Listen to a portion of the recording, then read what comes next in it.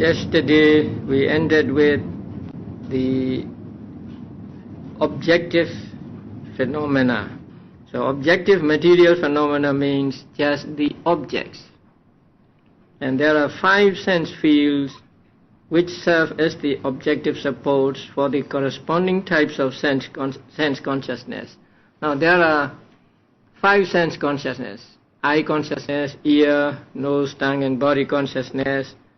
And so there are corresponding objects for these sense consciousnesses, and so they are a visible object, sound, smell, taste, and tangibility or touch. And touch really means a combination of 3 great essentials: earth, fire, and air. So these serve as the objects for these 5 sense consciousnesses. In Pali they are called Gochara Rupa or Visaya Rupa. Now if you want to see the Pali, please have the page in the handout ready with you. So Gochara Rupa or Visaya Rupa. So they are objective material phenomena.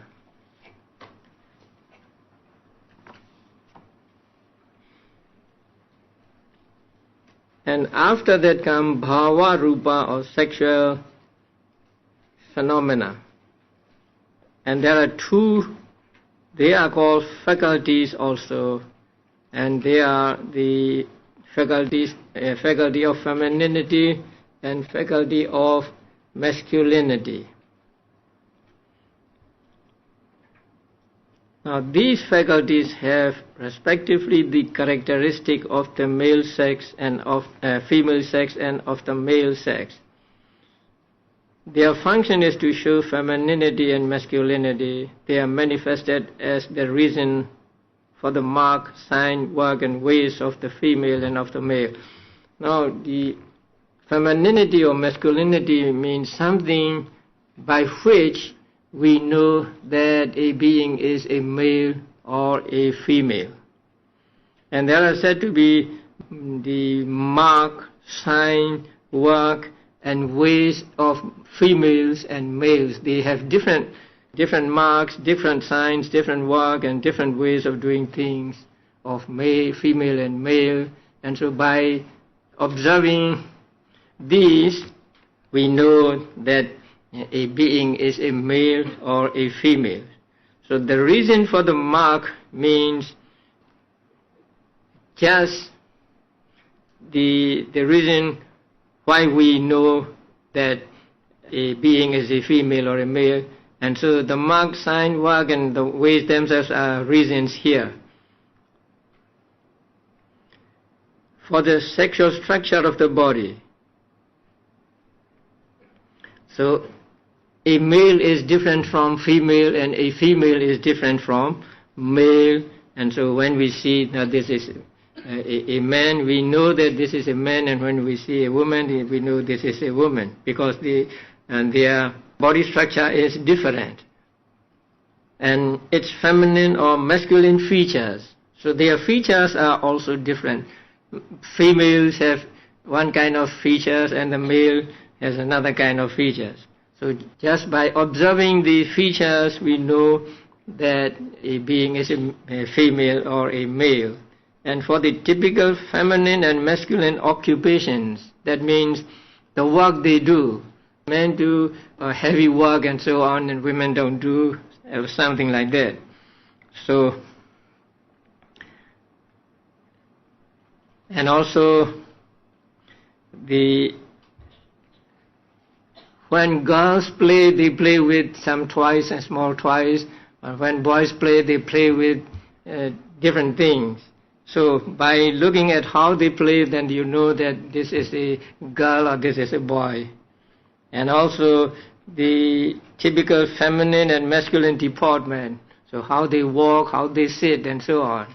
Now you can know just by looking at a person, how he or she sits or he walks, you know that this is a man or this is a woman, even though you cannot see the person clearly with the room with the dim light.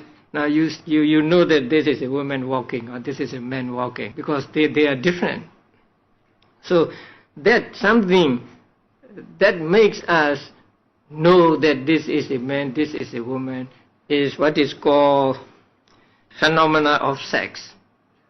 So this is a kind of rupa, this is a kind of material property, and it is said that this rupa or material property is located in the whole of the body. So wherever in the body of man the masculinity is distributed everywhere, and in the body of a woman the femininity is distributed in all parts or places. And the next one is Hriya Rupa, material phenomenon of the heart. Now, on the heart base, see chapter 3, section 20. The heart base has a characteristic of being the material support for the mind element and the mind consciousness element. Now, mind element means 5 sense door adverting and 2 receiving consciousness. So there are 2 things here, mind element and mind consciousness element. 5 sense door adverting and 2 receiving consciousnesses. So they are called mind element. And these 2 are called what? Seeing consciousness element. So seeing consciousness element, hearing, smelling, tasting and touching consciousness element. And these, the 5 sense door adverting and 2 receiving consciousnesses are called mind element, and in Pali they are called mano dhatu. And the rest are called mind consciousness element, mano vijnana dhatu. So heart base is the support for, or is the seat of the mind element and the mind consciousness element for those types of consciousness rather than the 10 sense consciousnesses. Now its function is to uphold them. It is manifested as the carrying of these elements. So it is to be found in dependence on the blood in the heart. Now, not the heart itself is called Hriya Vatu here. Although the word Hriya means a heart, the Hriya Vatu is not the heart itself, but it is to be found in dependence on the blood in the heart. So blood is always circulating from the heart, and this heart base exists depending on the blood inside the heart, and is assisted by the 4 great essentials and maintained by the life faculty. So it is kept alive by life faculty, and it is supported by the 4 great essentials. Now, Hriya Vatu is always a problem. So please turn to page 144. This is chapter 3, section 20. Now the heart base. According to the Pali commentators, the heart serves as a physical support for all citas other than the 2 sets of 5 full sense consciousnesses, which take their respective sensitivities as their bases. In the canonical Abhidhamma, the heart base is not expressly mentioned. Now this is a problem, because Abhidhamma is a place where all realities are mentioned. All citas are mentioned, all citasikas are mentioned. So we expect that all rupas are mentioned in Abhidhamma. And the first book of Abhidhamma enumerated all Chetas, Chaitasikas and Rupa. But in that book, the heart base is not mentioned.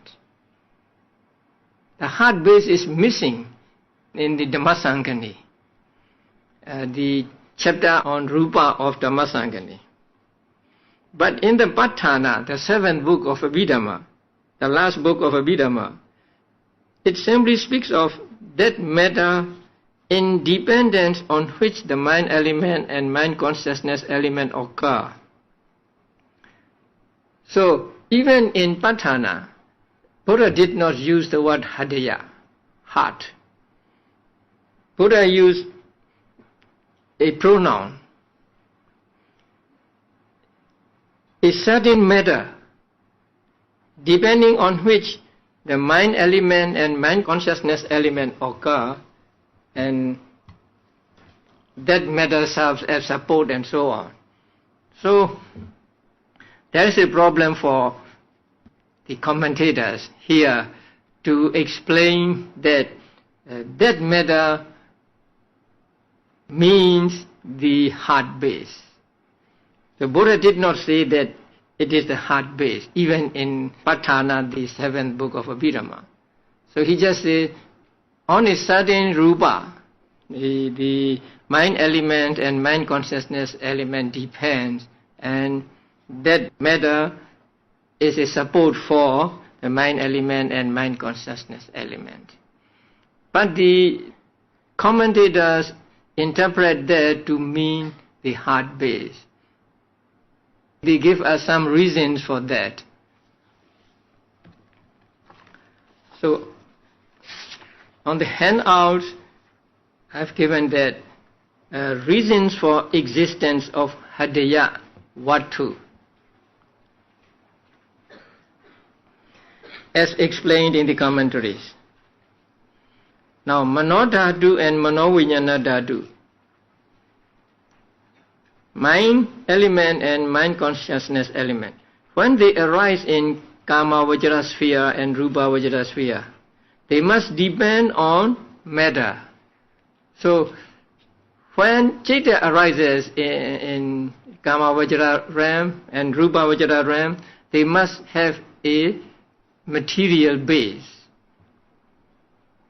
So, manodhatu and manovinyana dhatu are consciousness, and when they arise in Kama Vajra and Rupa Vajra realms, then they must depend on matter. They cannot arise without depending on the matter. Just as Chakku Vijnana and others depend on eye sensitivity and others. So seeing consciousness depend on the eye or eye sensitivity, hearing consciousness depend on the ear sensitivity and so on. So just as the Chakku Vijnana and others depend on eye sensitivity and others, so manodhatu and manovinyana dhatu must depend on some kind of matter. What can that matter be? That rupa cannot be the four Mahabhutas. Mahabhutas means the great essentials: earth element, water element, fire element and air element. So that rupa cannot be the four great essentials, because they are dependent upon by upada rupas. Upada rupa means depending rupas. There are 24 depending rupas. So, because they are dependent upon by upada rupas, they cannot be a dependence for manodhatu and manovinyana dhatu, because they already have to be occupied with the ubara rupas. So the matter which manodhatu and manovinyana dhatu depend cannot be the four mahabhutas, four great essentials. So it is called a method of elimination. Now we have some rupas, and then we eliminate one after another. So this is a method of elimination. Now the mahabhutas are eliminated. Therefore, that rupa must be an upada rupa. If it is not mahabhuta, if it is not great essential, then it must be the ones that depend on the four great essentials. among the Upada Rupas, they cannot depend on Chakku or eye sensitivity, etc. because they, the Chakku and others, are dependent upon by Chakku Vijnana, seeing consciousness, etc. So, the Upada Rupas cannot be the eye, ear, nose, tongue and body because they are dependent upon by seeing consciousness and so on. Neither can they depend on Rupa, Saddha and so on. That means these two, Manodhatu and Manovijnana Dhatu, cannot depend on sight, sound and so on because they, sight, sound and so on, can be found externally too. Because Hridaya must be internal. So, it cannot be the Rupa that Manodhatu and Manovijnana Dhatu depend upon cannot be sight, sound, taste, smell and touch. Because they can be found externally also. They cannot depend on Jivita, life faculty, because it has the specific function of protecting the Gunas and Rupas. It has the work of, the job of protecting the other Rupas that arise with it. And since it has that function, it cannot function as the seat for Manodhatu and Manovijnana Dhatu.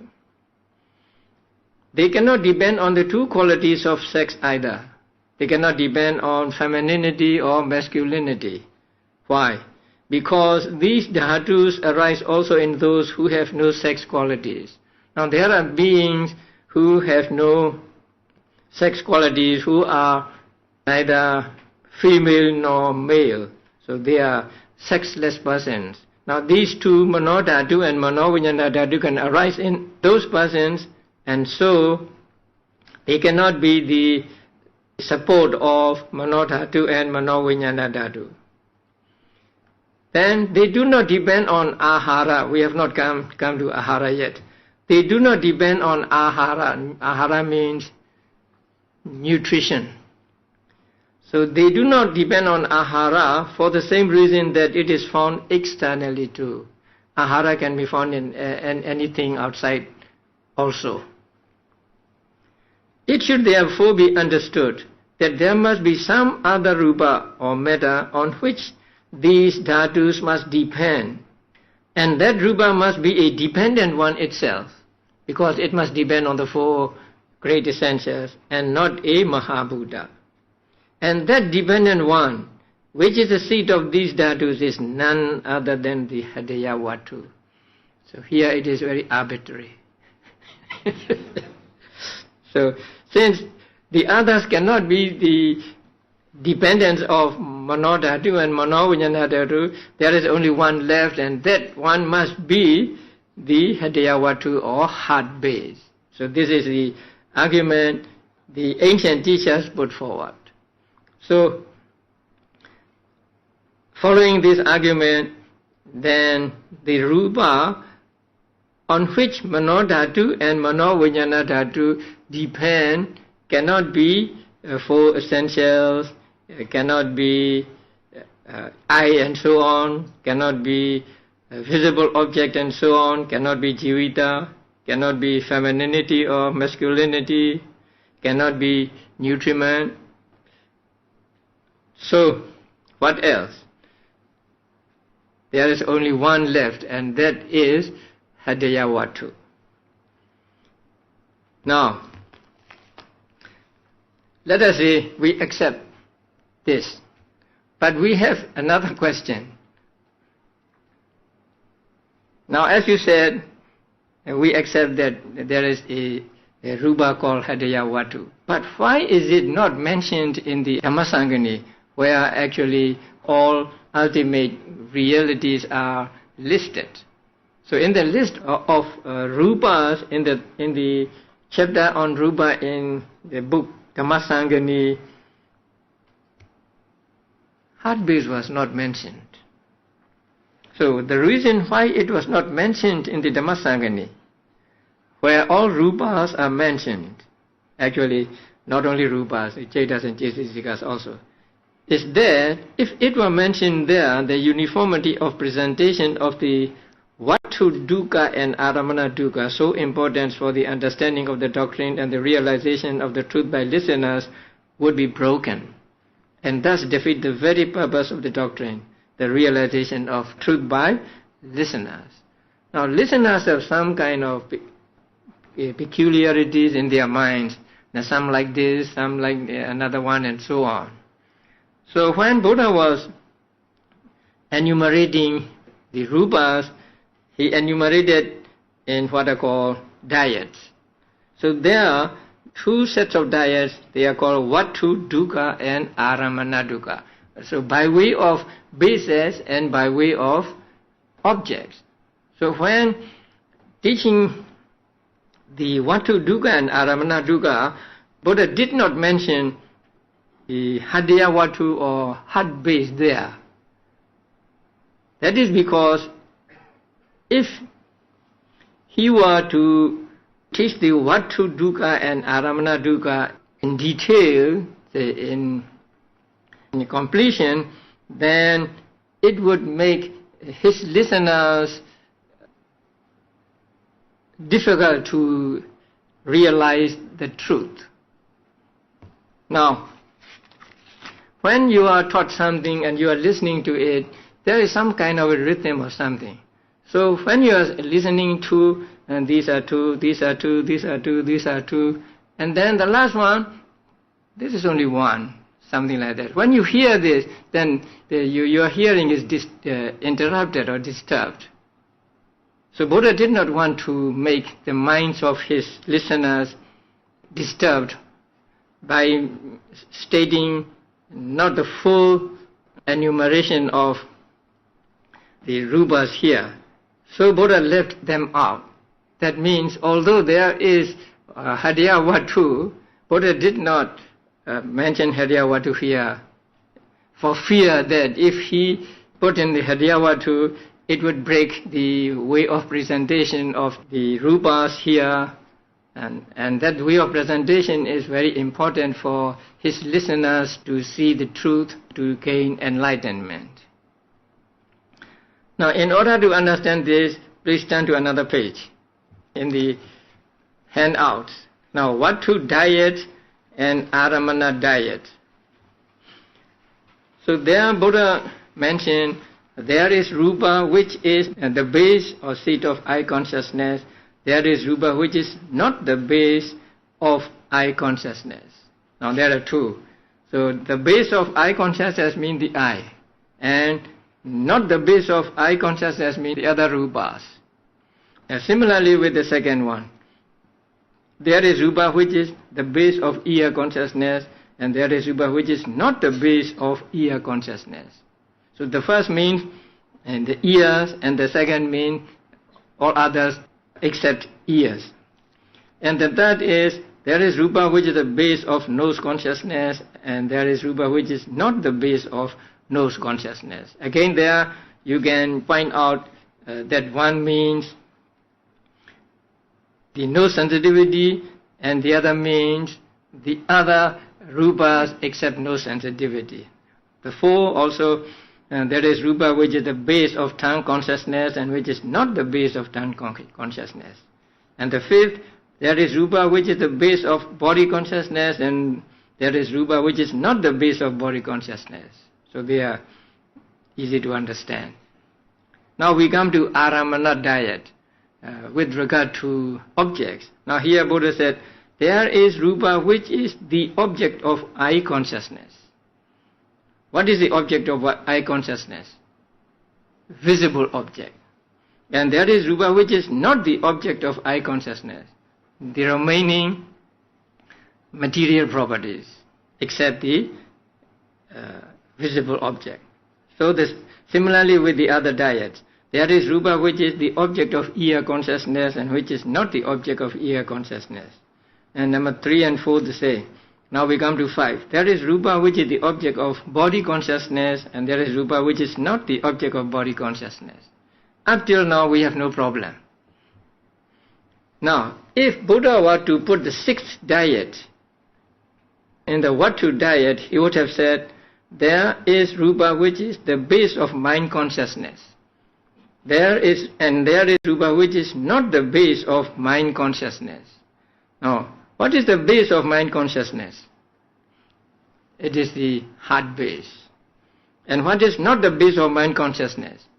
The other material properties. So we are still okay with this sixth diet in the Vatu diet or base diet. But when we come to the Aramana diet, we have a problem. There is Rupa which is the object of mind consciousness. That means all Rupas. All Rupas can be object of other consciousness rather than the 10, seeing, etc., and then the 3 mind element. So the other types of consciousness are called mind consciousness, and the Rupa which is the object of mind consciousness means all the Rupas. So it is okay. But the second one, there is Rupa which is not the object of mind consciousness. There is nothing which is not the object of mind consciousness, because every Rupa is the object of mind consciousness. So in this sixth diet, Aramana diet, for sentence 1, we are alright, because we can say all Rupas are the object of mind consciousness. But when we come to the second sentence, we have nothing to offer. We can say only, no, there is nothing which is not the object of mind consciousness. So the way of presentation would be broken there. So when it is broken, the minds of the listeners would be disturbed. And so it would be impossible for them to get enlightenment or to see the truth. So in order not to disturb their understanding, in order not to disturb their mind, Buddha left out the sixth diet also in the Vatu diet. Although it is alright to have the sixth diet among the Vatu diet, but when he came to the seventh Aramana diet, then it would be impossible to put in the sixth Aramana diet.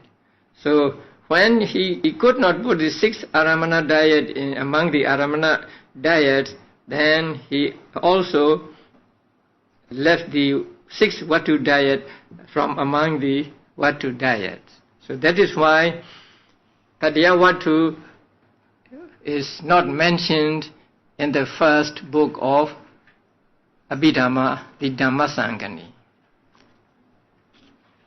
So in the seventh book of Abhidhamma, Adhyavatu is mentioned by the words a certain Rupa, and that a certain Rupa should be the Adhyavatu for the considerations we just studied. So by the method of elimination, we eliminate one by one, and so we are left with just the heart base. So according to the Abhidhamma teachings, heart base is the base of or seed of many types of consciousness. It is not the seed of seeing consciousness, but it is a seed of other types of consciousness. And nowadays there are heart transplants. So this is a problem. I just read an article written by a Burmese monk. He was relaying an article in English he read. He lives in the United States. I didn't get to read that article in English. So in the Burmese article he said there was a report of a person who received the transplant. So after he became well again, he began to like things that he did not like before. He wanted to smoke, and he liked the food which he did not like before. So he was unable to understand why this change. So he tried to find out the donor. So he met the wife of the donor, and the wife of the donor said her husband liked this smoking and this kind of food and so on. So it is nowadays, at least accepted that there must be connection between mind and the heart, and not just with the brain. So brain may be involved in this working of mind, but we cannot rule out the heart as the base of consciousness. And also, when we are happy, we have some kind of feeling in the heart. When we are sad, another kind of feeling.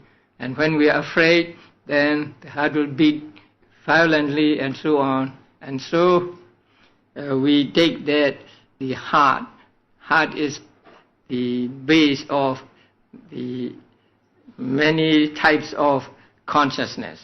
So this is a heart base.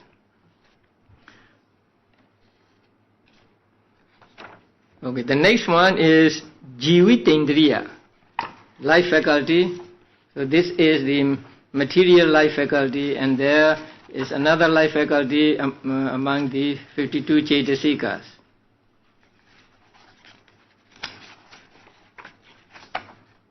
So it is a material counterpart of the mental life faculty, one of the 7 universal Chaitasikas. Now it is called a faculty because it has a dominating influence over its adjuncts.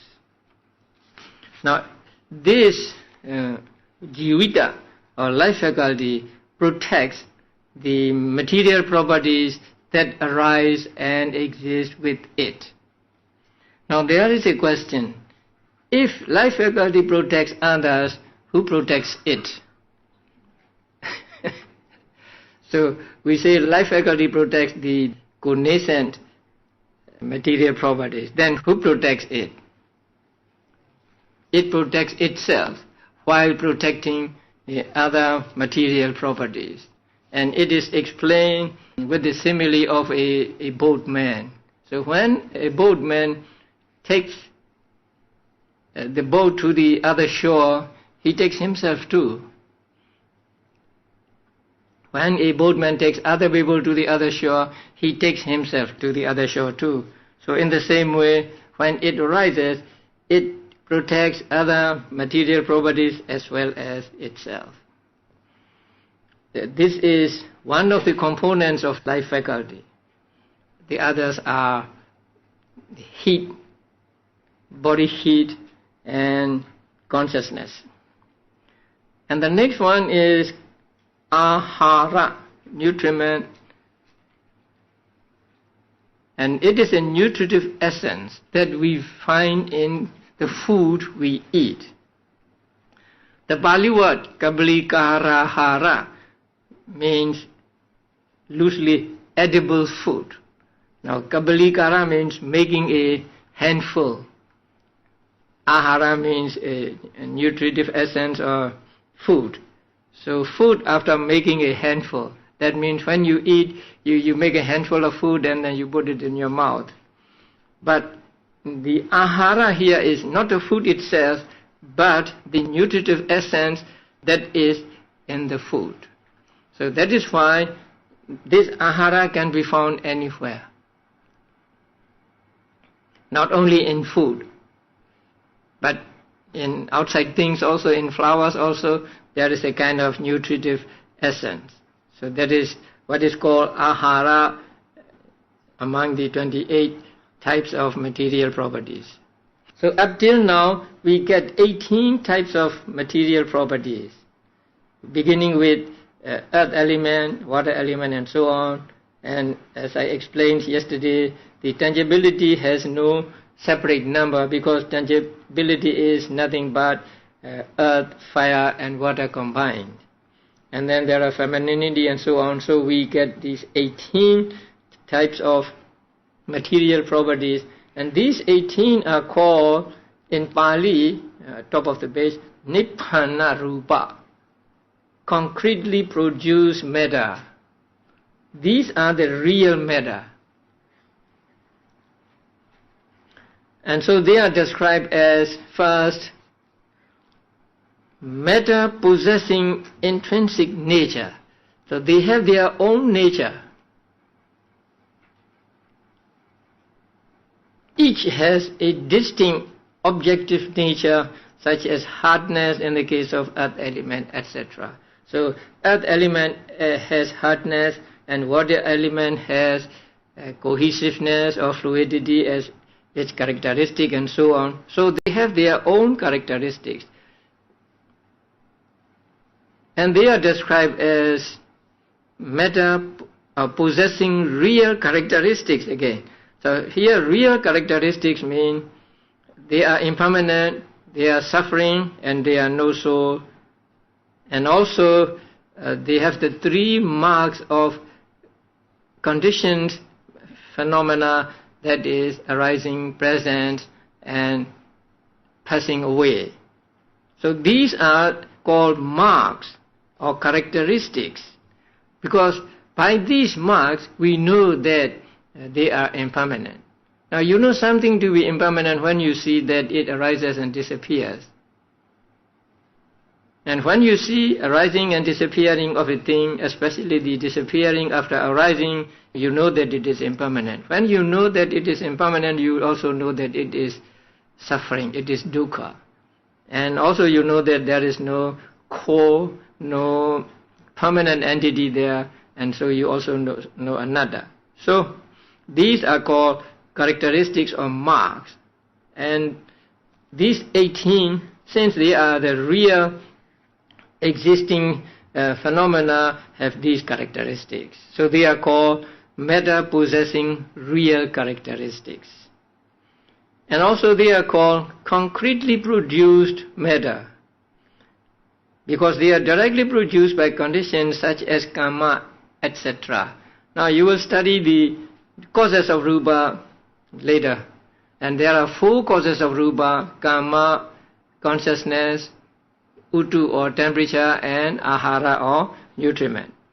So they are produced by these 4 or 1 or 2 or 3 or 4 of these causes, and so they are called concretely produced matter. And also they are called material matter. That means matter, the real matter. Now rupa, in Pali it is called rupa. That means when we repeat something, we made it more emphatic. So when we say not just rupa, but rupa, that means rupa which is real rupa. Now beginning with the space element, there are 10 material properties. They are not real rupas actually.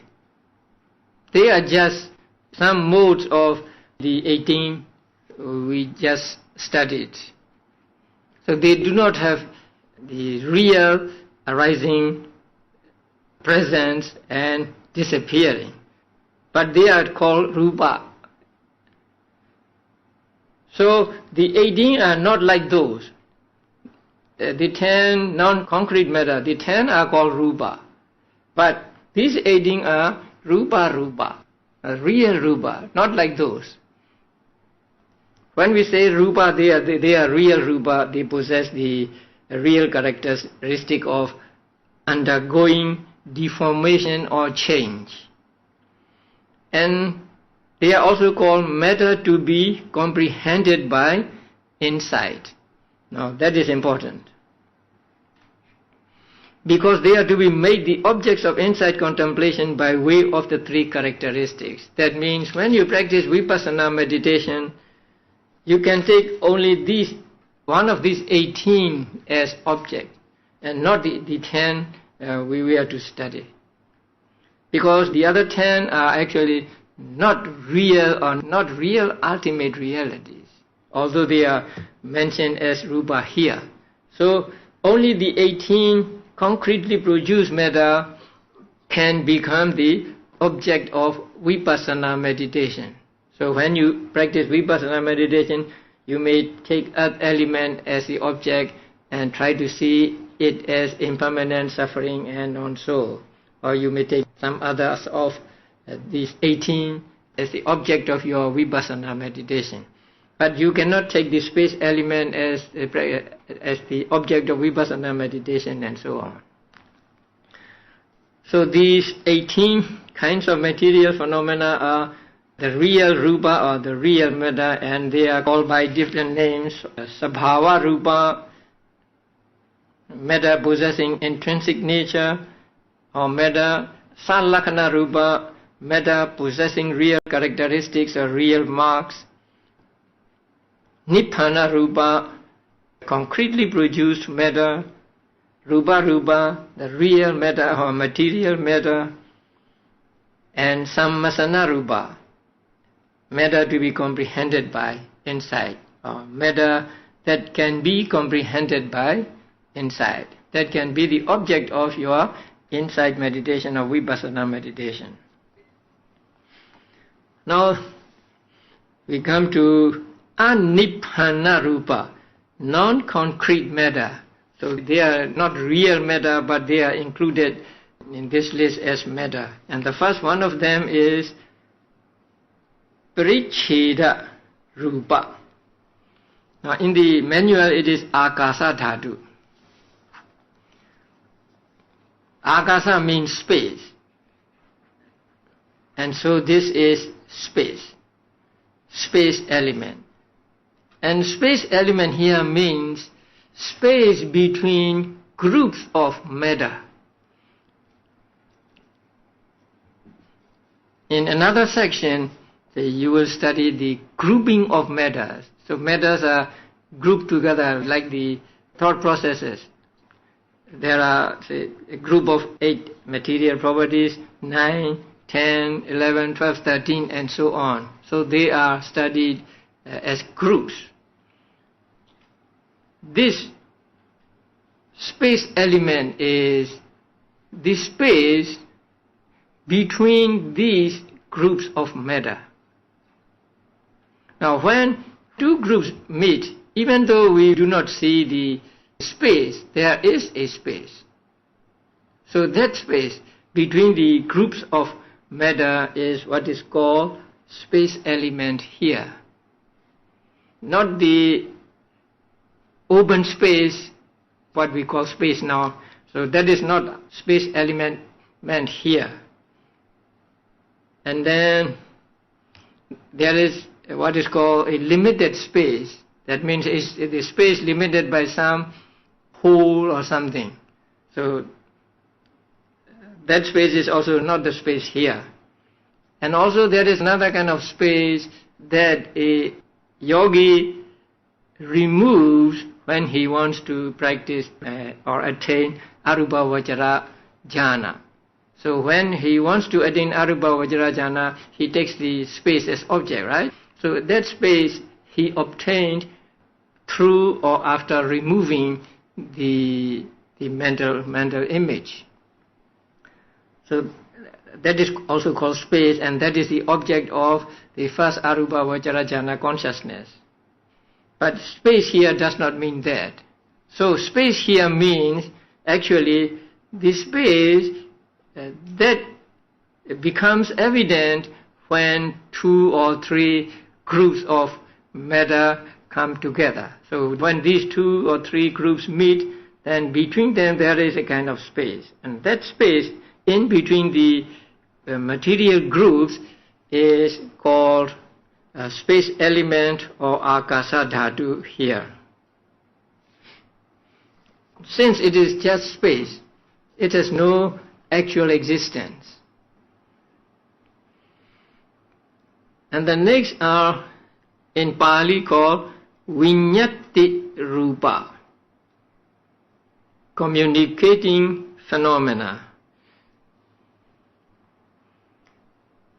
or here intimating material phenomena. Viññati intimation is that by means of which one communicates one's ideas, feelings and attitudes to another. So Viññati is something by which we let other people know our wishes, know what we want to do. So that is called Viññati in Pali, and it is translated here as intimation. And there are 2 kinds of intimations, bodily intimation and verbal or vocal intimation. By body we make other people understand, and by speech we make other people understand our wish, our desires, and so on.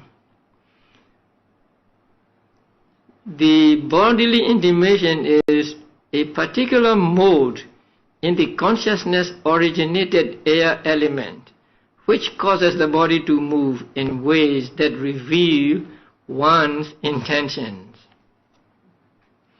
Do you understand that?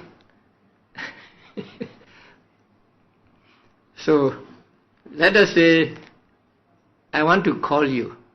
So when I want to call you, when I want you to come here, then I will use this gesture, right? So first, there is the intention in my mind. I want to call him, the desire. And then that desire, along with the chitta, produces what are called air elements in my hand. And since there are billions of thought movements, the air elements are also billions. So with the increase of the billions of air elements in the hand, we think there is the movement of the hand. So that movement of the hand is what is called a bodily intimation. But not every movement is called bodily intimation. When I am asleep, I may make movements. But those movements are not caused by this bodily intimation. It's just caused by some physical reasons. So here, there is something which is particular to this kind of movement. When I use this movement, calling you with the hand, there is something here so that you understand that, oh, I am called. He wants me to go there. That particular mode is what is called bodily intimation. So that bodily intimation you cannot see with your eyes actually. What you see is just the hand, just the visible objects in the hand. But from the movement of the hand, a particular mode of movement of the hand, you know that, oh, he wants me to go there. So that kind of movement is called bodily intimation. And it can be understood or perceived only through your mind, not through your body. Although what you really see is not the intimation but the movement of the body. So in this case, there is a question, are the air elements, many pieces of air elements produced, are they bodily intimation? If air element is bodily intimation, it can be anywhere. Even it can be outside living beings. Is the desire or mind bodily intimation? In that case, we have always this consciousness or some desire, and every time we desire, there must be bodily intimation. It is not the case. Are the movements bodily intimation? Not every movement is bodily intimation, like when I move when I am asleep. So this movement is a particular movement caused by the wish on my part for you to come. And so when you see this gesture calling you, you know that he wants me to go there, so you come here. So that is called bodily intimation. So with bodily gestures, we make other people know our inner thoughts or our desires. Now, what bodily intimation do you use when you want to refuse? You move your head like this, right? But many of you are familiar with Sinhalese people, Sri Lankan people. So what do they do when they want to say yes? Right? So when we first met Sri Lankan people, we thought they were refusing. They were saying no to us, but actually they were saying yes by that gesture. So that is kaya vinyati in Pali and the bodily intimation. Now vocal intimation or verbal intimation is the speech. Now the sounds we produce. So when I want to call you, when I want to say come, then first I have the desire for you to come, or I have the desire to make that voice. And then I make the voice. So there are many VTs going on there. When I try to make the voice, what happens is my mind causes the earth elements to be produced in the throat. So the earth elements that are produced in abundance have friction with the other elements in the throat. And through the friction of these elements, the voice is produced. So when the voice is produced, it depends on the earth element and other elements. And they are caused by my desire or my mind. So when the word come out of my mouth, then you know that I want you to come here. So in the voice or in the sound come, there is something that makes you know my intention. That particular mode of that sound is what we call vocal intimation. For easy understanding, we may just say this is the speech or words we use. But actually, the words we use are the sounds, and in those sounds there is a peculiar mode that makes you understand. So that is called in Pali Vachi Vinyati, vocal intimation. Both of these intimations are just a particular mode of the material properties, and they have no real existence of their own. That is why they are included in here among the non-concrete matter. Now the next are the three, and they are lightness, malleability, and wieldiness. Or in Pali, lahuta, mudduta, kammanyata. So lahuta of matter, mudduta of matter, kammanyata of matter. Now lightness or lahuta has a characteristic of non-sluggishness. Its function is to dispel heaviness in matter. Now when we are sick, now our body seems to be heavy. When we do not have the food we want to eat, when we have to eat that is poor, and there is something like heaviness in our body. The opposite of that heaviness, when we have the good climate, when we have good food, when we are healthy, then there is some kind of lightness in our body, that we can walk lightly, we can move quickly and so on. So that kind of lightness is what is called here lahuta, or lightness of matter. And second one, malleability. It's a difficult word. The Pali word mudduta means softness. Now your body is made up of 4 great essentials and other material properties. And when the earth element predominates in your body, there is some kind of hardness in the body. When it does not predominate, then there is the softness in the body. So that softness is what is called mudduta here. So it is explained here as non-rigidity. So there is no rigidness in your body. And wieldiness, kammanyata, that is favorable to bodily action. Whatever you want to do, you can do it. So that is what is called wieldiness. In Pali word kammanyata is also a difficult word to understand. That means when you want to make something, you can make it easily. So the object lends itself to be made into anything easily. So that is called wieldiness.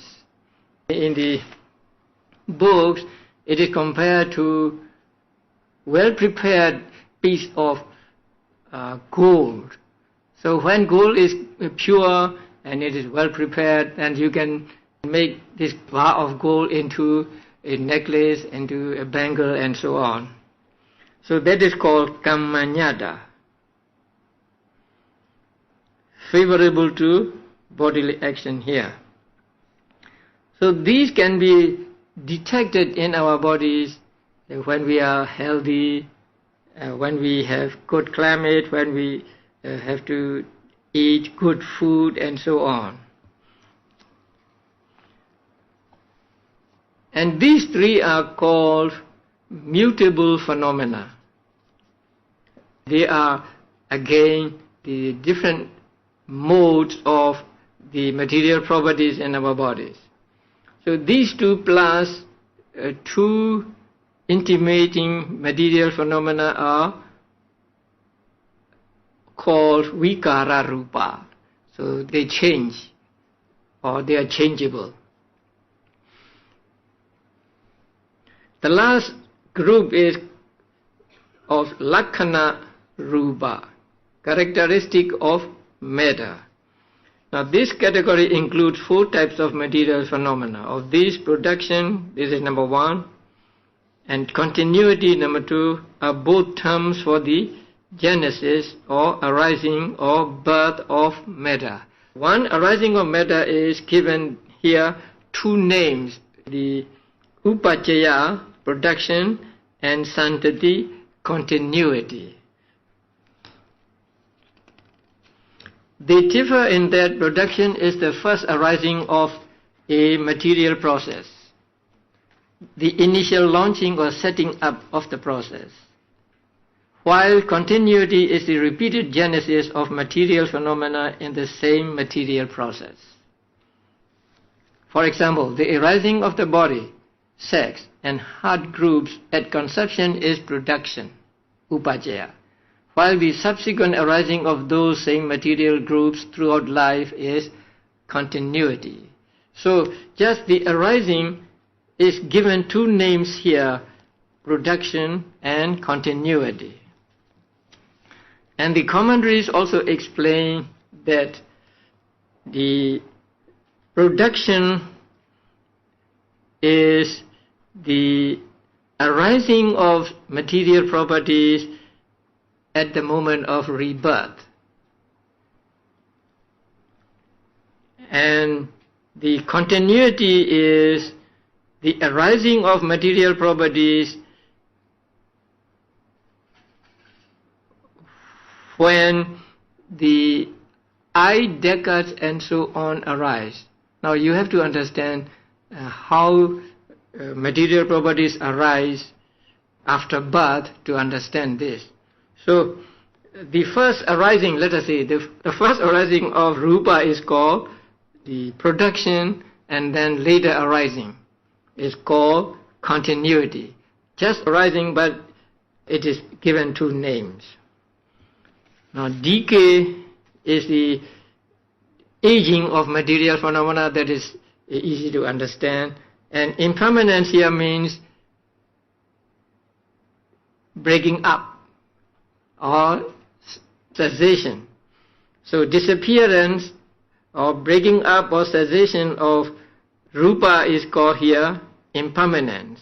So in Pali, decay is called jarata and impermanence is called anicca. So these are called characteristics of matter or matter of characteristics. So these are, as I said before, not the real rupas, so they are called non-concrete matter.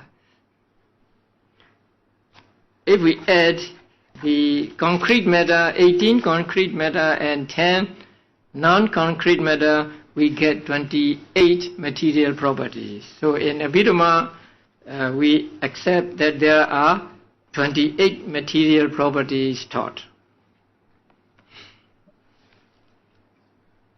So the first group is called Buddha-rupa in Pali. And the second group, Upada-rupa. And among the Upada-rupa, again the first group, Pasara-rupa,